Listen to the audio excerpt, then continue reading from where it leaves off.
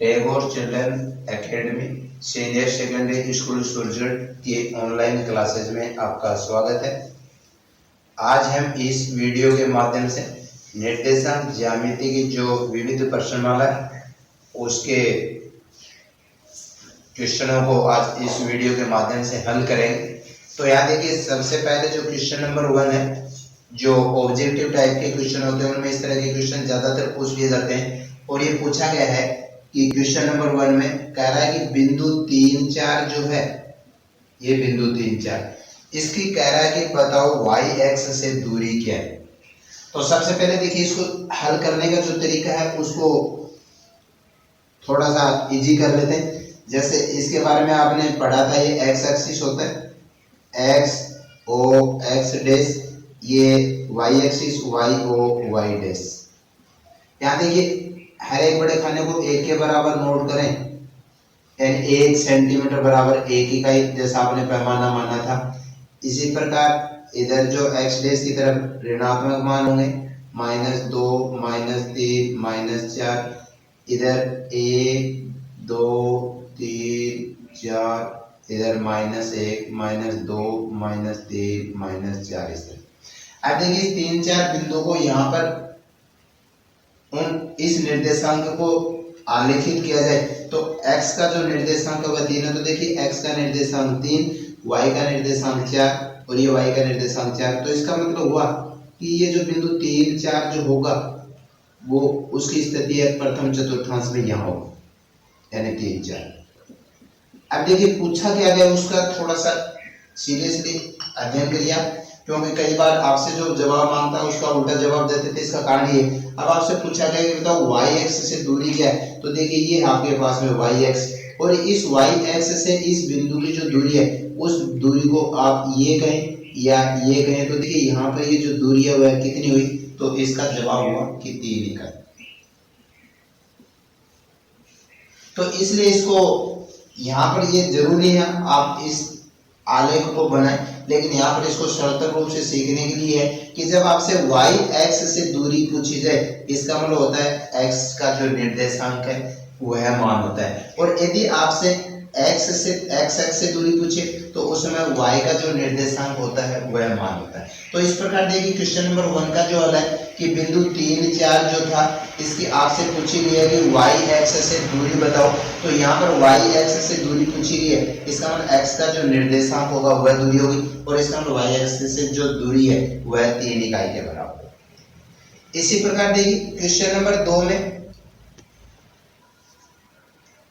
अब देखिए question number 2 में कह रहा कि बिंदु 5 -2 जो है और उसकी पूछी गई आपसे कि बताओ कि x एक्स से दूरी क्या है।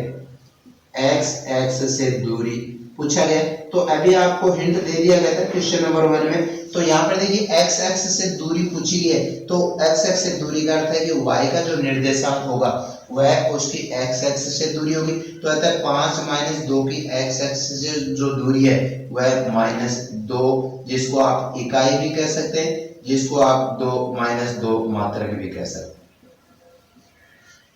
तो इस प्रकार क्वेश्चन नंबर जो 2 था उसका हल कि बताओ कि x एक्स से दूरी क्या है। तो यहाँ पर x एक्स से दूरी पूछी है, इसका मतलब y का जो निर्देशांक होगा वह उसकी x एक्स से दूरी क्या रहेगी।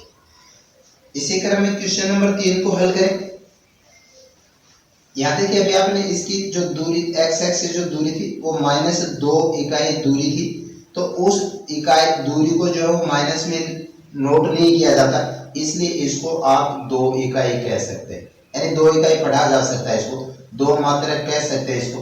तो इसका मतलब 5 -2 की x एक्स से दूरी है जो -2 इकाई, उसको 2 इकाई भी आप पढ़ सकते हैं। इसी क्रम में क्वेश्चन नंबर 3 को देखें, हल करें। तो आपको 2 बिंदु देखें। क्वेश्चन नंबर 3 बिंदु दे रखे आपको 0 3, एक बिंदु है जिसके निर्देशांक 0 3 है, दूसरा जो बिंदु है उसके निर्देशांक -2 0, और आपसे पूछा गया है कि इन दोनों बिंदुओं के बीच की दूरी ज्ञात करिए। तो जैसा कि आपने पढ़ा था, अध्ययन कर लिया था, तो यहाँ पर देखिए इसको हल करने के लिए सबसे पहले कि माना a के जो निर्देशांक है वह 0 3 है, बी के निर्देशांक है -2 0 है। आपको इन दोनों बिंदुओं के बीच की दूरी ज्ञात करनी है और दोनों बिंदुओं के बीच की दूरी ज्ञात करने का मतलब हुआ कि आपको ए बी ज्ञात करना, ए व बी के बीच की दूरी जिसको ए बी कहेंगे। और इसके लिए फॉर्मूला था दो बिंदुओं के बीच की दूरी ज्ञात करना x2 x1 का whole square plus y2 y1 का होल स्क्वायर। यहाँ इन मानों को रखें तो देखिए यहाँ पर x2 का जो मान है -2 माइनस x1 का मान 0 का होल स्क्वायर प्लस y2 का मान 0 माइनस y1 का मान 3 का होल स्क्वायर अंडर -2 -0 को हल करें तो -2 का होल स्क्वायर प्लस 0 -3 को हल करें तो -3 का होल स्क्वायर -2 का वर्ग प्लस के 4 अंडर -3 का वर्ग 9। जैसा कि आपको ज्ञात है, पता है कि माइनस हो या चाहे संख्या प्लस हो, वर्ग सदैव प्लस में होता है, धनात्मक होता है और बराबर √13, जिसको मात्रा कह सकते हैं, आप इकाई कह सकते हैं। इस प्रकार क्वेश्चन नंबर 3 जो था कि बिंदु 0 3 व -2 0 के बीच की दूरी ज्ञात करिए, तो यहाँ पर इन दोनों बिंदुओं के बीच की जो दूरी है वह √13 मात्रक हो। इसी प्रकार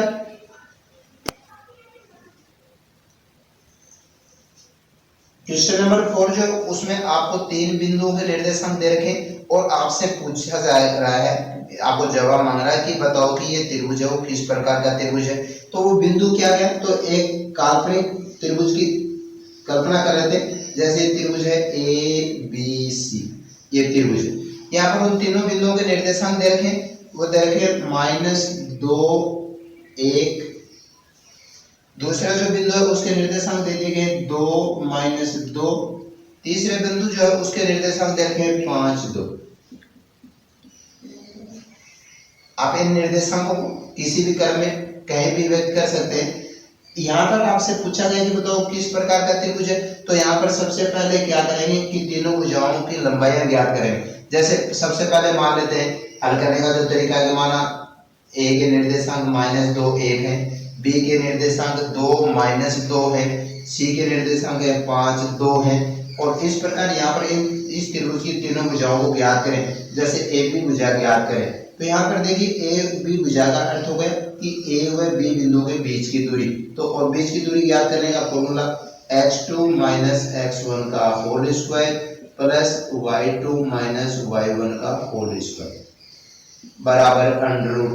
यहाँ पर देखिए x2 आप x1 y1 इसको कह सकते हैं, x2 y2 इसको कह सकते हैं, x1 y1 इसको कह सकते हैं, x2 y2 इसको कह सकते हैं। तो जैसे मैं इसको x2 कहूँ, इसको x1 कहूँ, तो यहाँ देखिए 2 फिर माइनस और गुणा -2, इसलिए इसको 2 + 2 का होल स्क्वायर कर सकते हैं, प्लस यहाँ पर -2 -1 का होल स्क्वायर। आप चाहे तो इसको -2 का होल स्क्वायर कर सकते हैं, 1 + 2 का होल स्क्वायर कर सकते हैं, बराबर अंडर 2 + 2 का होल स्क्वायर का हो गया 4 का होल स्क्वायर प्लस -2 -1 का हो गया -3 का होल स्क्वायर बराबर अंडर 4 का वर्ग 16, 3 का वर्ग 9 बराबर अंडर 25, और यह 25 का वर्गमूल ज्ञात किया जा सकता है 5। इसी प्रकार से बीसी भुजा निकालें,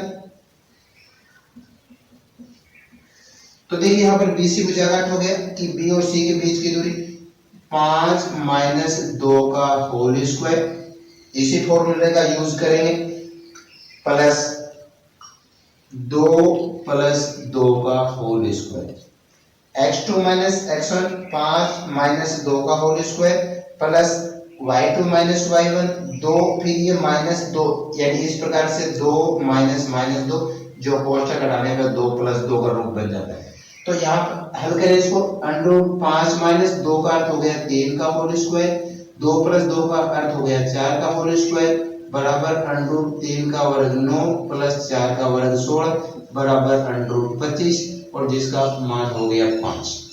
इसी प्रकार से एसी भुजा निकालें, एसी बराबर, तो यहाँ पर देखिए एसी भुजा की जो लंबाई है ए व सी के बीच की जो दूरी है वह हो गई 5 + 2 का होल स्क्वायर प्लस 2 - 1 का होल स्क्वायर बराबर अंडर 7 का वर्ग प्लस 1 का वर्ग बराबर √49 प्लस 1 बराबर √50, जिसको आप 5√2 कह सकते हैं। तो यहाँ देखिए आपसे पूछा गया है, तो इस त्रिभुज जो प्रश्न में जो आपको समस्या पूछी गई थी, बताओ किस प्रकार का त्रिभुज है।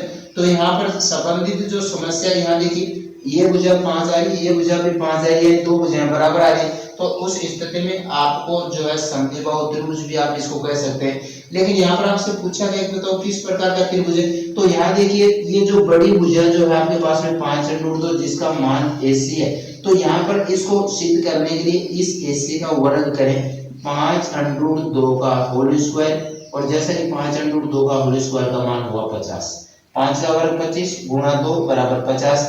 शेष दो भुजाएं बची जो है शेष AB और BC।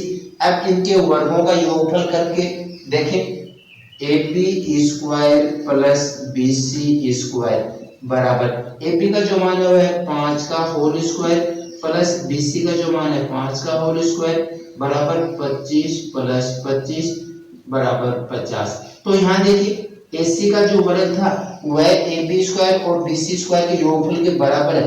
AC स्क्वायर बराबर AB square plus BC square. तो यहाँ पर AC square plus AC square का जो मान है वो आपको AB square plus BC square के बराबर प्राप्त हुआ। और जैसा कि आप संपूर्ण त्रिभुज में पढ़ चुके हैं कि यदि किसी त्रिभुज की दो भुजाओं के, देखिए यहाँ पर इन दोनों भुजाओं के वर्गों का योगफल है वह इस भुजा AC के वर्ग के बराबर है। अतः दिए गए जो निर्देशांक थे, जो बिंदु आपको दिए गए थे, वे बिंदु एक संपूर्ण त्रिभुज के शीर्ष। तो इसका जवाब होगा कि यहाँ पर -2 1 2 -2 5 2 जो बिंदु दिए गए हैं, ये जो त्रिभुज बनाएंगे वह एक संपूर्ण त्रिभुज होगा।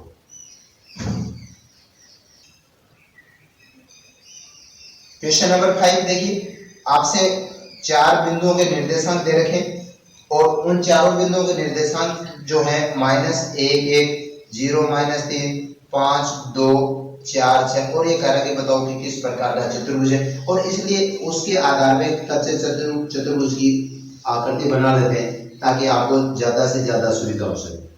जैसे कोई चतुर्भुज है, मान लीजिए कि इसको ABCD कहा जाए, ABCD ये कोई चतुर्भुज है। उन चारों बिंदुओं के जो निर्देशांक दे रखे हैं -1 1, लेकिन ध्यान रखिए कि वो बिंदु जो है वो क्रम से हो। दूसरा जो बिंदु है 0 -3, अगला जो बिंदु है वह कह रहा है कि 5 2, और चौथा बिंदु जो कह रहा है कि 4 6। और ये कह रहा है कि बताओ कि इन चारों बिंदुओं से बनने वाला जो चतुर्भुज है वो है उस चतुर्भुज का जो प्रकार होगा वह किस प्रकार का प्रकार होगा, जो बोर्ड एग्जाम की दृष्टि से अच्छे क्वेश्चनों में से गिना जाता है। काफी बार बोर्ड एग्जाम में इन प्रश्नों की चर्चा हो चुकी है, तो थोड़ा सा इसको अच्छी तरह से हल करिए। तो यहाँ पर उस चतुर्भुज को सिद्ध करने के लिए कि किस प्रकार का चतुर्भुज है, तो सबसे पहले चारों भुजाओं की लंबाइयां ज्ञात करें। जैसे हल करने का तरीका हुआ कि माना A के निर्देशांक -1 1 है, B के निर्देशांक 0 -3 है, C के निर्देशांक 5 2 है, D के निर्देशांक 4 6, और इस प्रकार भुजा AB निकालें। तो जैसा कि आप अध्ययन कर चुके हैं कि दो बिंदुओं के बीच की दूरी ज्ञात करने के लिए x2 - x1 का whole square plus y2 - y1 का होल स्क्वायर, और जहां तक संभव हो सके फॉर्मूले का प्रयोग करना मत भूलिए। यहाँ पर इन मानों को रखें तो देखिए x2 - AB दूरी ज्ञात करें तो x2 का मान 0, x1 का मान -1 जिसको 0 + 1 कहा जा सकता है का whole square plus y2 - 1, y2 का मान -3 - y1 का मान 1 का होल स्क्वायर बराबर √0 + 1 को हल करेंगे 1 का होल स्क्वायर, -3 - 1 को हल करेंगे -4 का होल स्क्वायर बराबर √1 का वर्ग 1 प्लस √4 का वर्ग 16 बराबर √17। या 17 का वर्गमूल संभव नहीं, इसलिए इसको √17 ही लिखेंगे क्योंकि इसका कोई हल नहीं है। इसी प्रकार से BC भुजा निकालें, BC बराबर √, तो यहाँ देखिए BC का जो मान होगा 5 - 0 का होल स्क्वायर प्लस 2 + 3 का होल स्क्वायर बराबर √5 - 0 का अर्थ हुआ 5 का होल स्क्वायर, 2 + 3 का होल स्क्वायर का अर्थ हो गया 5 का होल स्क्वायर बराबर यहाँ देखिए 5 का वर्ग 25 प्लस 5 का वर्ग 25 बराबर √50, जिसको 5√2 कह सकते हैं। इसी प्रकार से CD भुजा निकालें तो यहाँ देखिए CD जो है C व D के बीच की दूरी √5 - 4 का होल स्क्वायर प्लस 2 - 6 का होल स्क्वायर बराबर √5 - 4 का अर्थ हुआ 1 का होल स्क्वायर प्लस 2 - 6 का अर्थ हो गया -4 का होल स्क्वायर बराबर √1 का वर्ग 1 प्लस 4 का वर्ग 16 और मान हो गया इसका √17। इसी प्रकार से AD भुजा निकालें A व D के बीच की दूरी, तो यहाँ देखिए AD जो दूरी है A व D के बीच की दूरी 4 प्लस 1 का होल स्क्वायर प्लस 6 - 1 का होल स्क्वायर बराबर √4 प्लस 1 का होल स्क्वायर 5 का होल स्क्वायर 6 - 1 का होल स्क्वायर का हो गया 5 का होल स्क्वायर बराबर √25 प्लस 25 बराबर √50, जिसका मान हो गया 5√2। इस प्रकार आपने चारों भुजाएं ज्ञात कर ली। तो यहाँ पर देखिए ये जो AP भुजा जो है इसका मान √17 है, CD का जो मान √17 है। इसका अर्थ हुआ कि AB व CD भुजाएं दोनों बराबर हैं, जिसका मान √17 के बराबर है। इसी प्रकार से BC का जो मान है वह 5√2 है, AD का जो मान है वह 5√2 है। इसका मतलब हो गया कि BC भुजा व AD भुजा दोनों बराबर हैं, बराबर 5√2। तो यहाँ देखिए इससे क्या मिला आपको कि ये AB भुजा व CD जो भुजा है ये दोनों बराबर हैं, ये भुजा और ये भुजा बराबर है। इसी प्रकार से BC व AD भुजा, ये BC भुजा व AD भुजा बराबर है।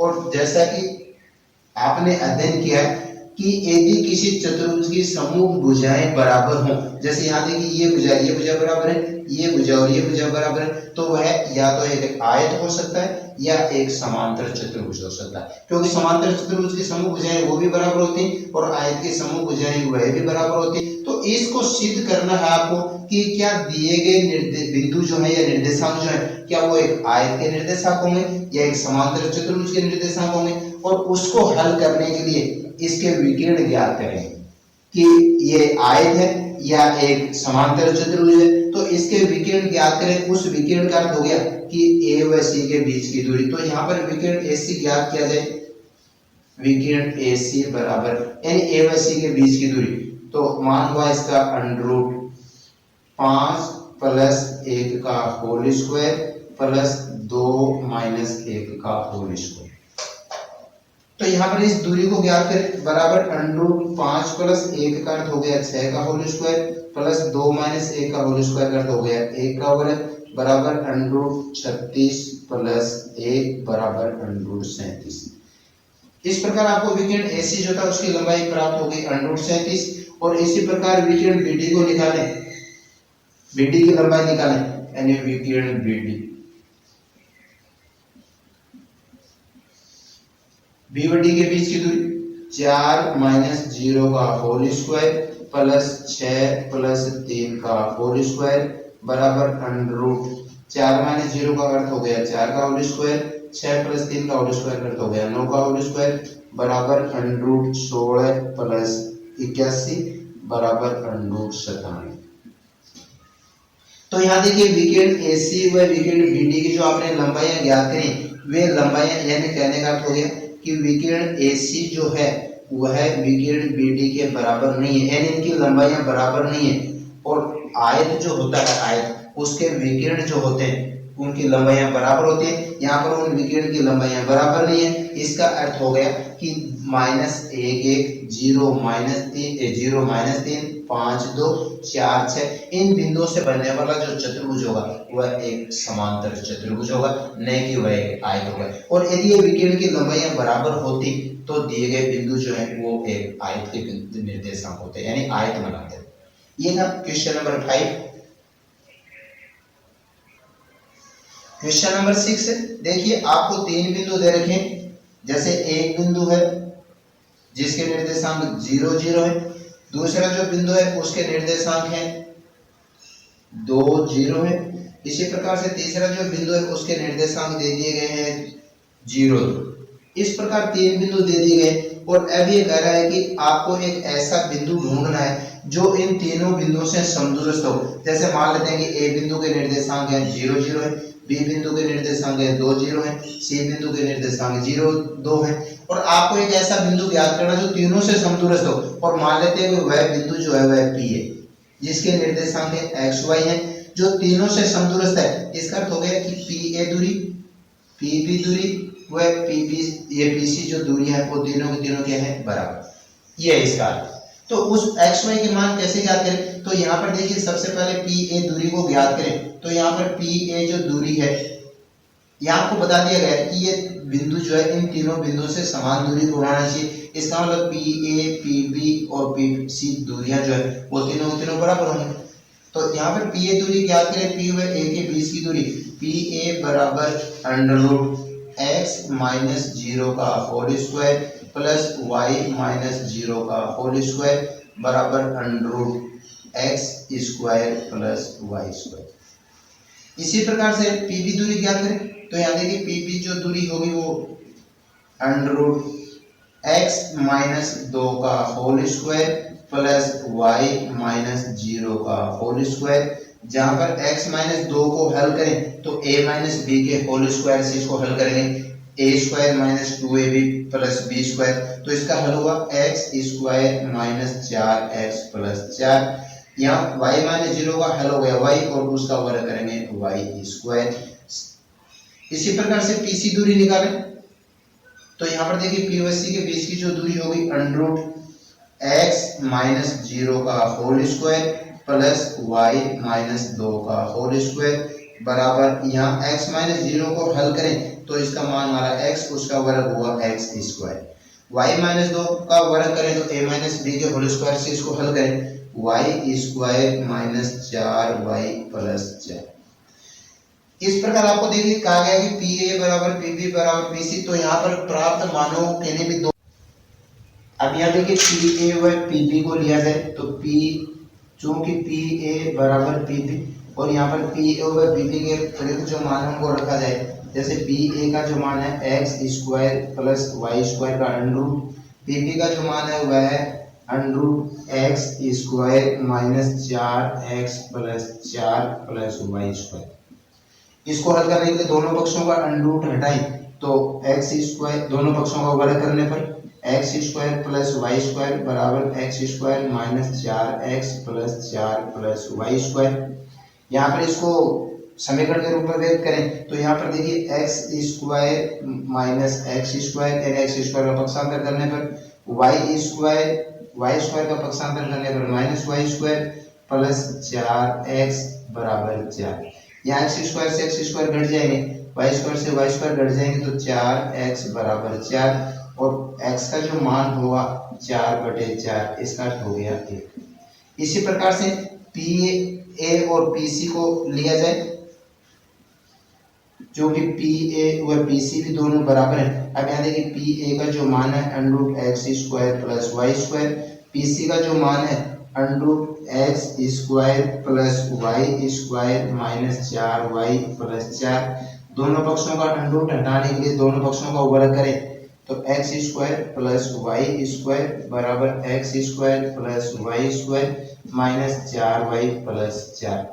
जिसको हल करें तो देखिए x स्क्वायर का पक्षांतर करें तो x square plus x square minus घट जाएंगे, y स्क्वायर का पक्षांतर करें y square plus y square minus y square घट जाएंगे, 4y को पक्षांतर करके इधर लिखें तो 4y बराबर 4, और इस प्रकार y का मान ज्ञात करें तो 4/4, जिसका अर्थ हो गया 1। तो यहाँ पे देखिए x का जो मान है वो आपको 1 प्राप्त हुआ, y का जो मान है आपको 1 प्राप्त हुआ, और x y माना था आपने उस बिंदु के निर्देशांक, अतः उस बिंदु के निर्देशांक यानी p बिंदु के जो निर्देशांक है वह 1 1 होंगे, जो बिंदु 0 0 2 0 और 0 2 से समदूरस्थ होगा।